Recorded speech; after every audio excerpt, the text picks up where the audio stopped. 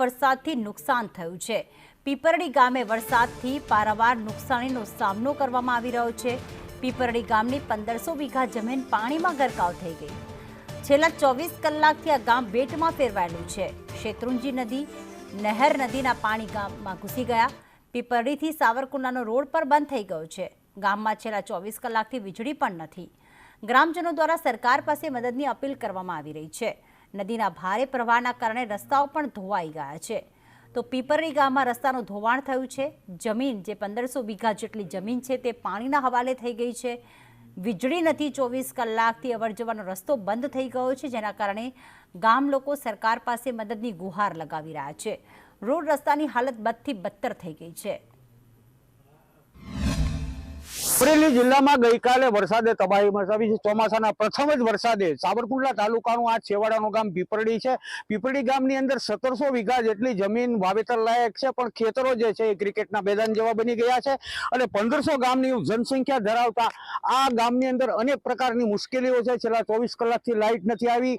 પીપરડીથી જેસર જવાનો રસ્તો, પીપરડીથી સાવરકુંડલા જવાનો રસ્તો અને પીપરડીથી ઘોબા જવાનો રસ્તો, ત્રણ રસ્તા બંધ છે। સવારે 8 વાગ્યાથી વરસાદ શરૂ થયો, 1 વાગ્યા સુધી, અને 15 ઇંચ પાણી પીડ્યું અને ગામ આખું બેટમાં ફેરવાઈ ગયું, દરિયામાં ફેરવાઈ ગયું। જ્યાં જોવા ત્યાં નકરું પાણી અને ગામની અંદર પાણી ફેરવાયું હતું અને દરેક ખેડૂતના નદી નાળાના પાળા રસ્તા બધું ધોવાઈ ગયું। દરેક ખેતીમાં બિયારણ વવાઈ ગયેલા હતા અને એ બધું નાશ પામ્યું છે। ખેડૂત તરીકે કેવું નુકસાન થયું છે, શું કહેશો? નુકસાન તો બહુ સારામાં સારું થયું છે। ત્યારે 1500 વીઘા જમીન તો આવ નિષ્ફળ જ ગઈ છે। બે વખત બિયારણ વાવ્યું છે, તે બિયારણે વહી ગયું છે અને ખેતરોને બધા નદી જેવા નાળા બનાવી દીધા છે અને 15 થી 17 ઇંચ જેવો વરસાદ પડી ગયેલો છે અને કોઈ ગામ બહાર નીકળી શકે એવી કોઈ શક્યતા નથી।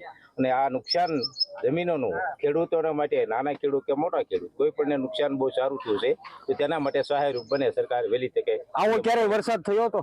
નહીં, આવો ક્યારે નથી થયો કે સરકાર તરફથી આ 1500 વીઘા જમીન જે ક્રિકેટના મેદાન જેવી બની ગઈ છે તેમાં સરકાર કેટલી સહાય ચૂકવશે?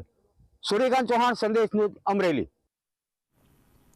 ભાવનગર શહેર અને જિલ્લામાં સાર્વત્રિક વરસાદ નોંધાયો, જેમાં ઘેલો અને કાળુભાર નદીનું પાણી ભાલ પંથકમાં ઘૂસી ગયું છે।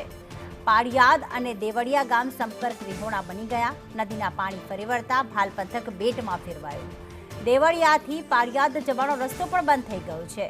સૌથી વધુ જે હાલત થઈ છે ભાવનગરની થઈ છે, કારણ કે ત્યાં સાર્વત્રિક વરસાદ નોંધાયો છે। ખાસ કરીને ભાવનગરનું વલ્લભીપુર અને બોટાદ, ભાલ પંથકમાં પણ અહીંયા સાર્વત્રિક વરસાદથી પાણી ઘૂસી ગયા છે, કારણ કે ઘેલો નદી અને કાળુભાર નદીમાં જે જાણે પૂર આવ્યું હોય તેવી સ્થિતિ સર્જાઈ અને આખું ભાલ પંથક બેટમાં ફેરવાઈ ગયું છે।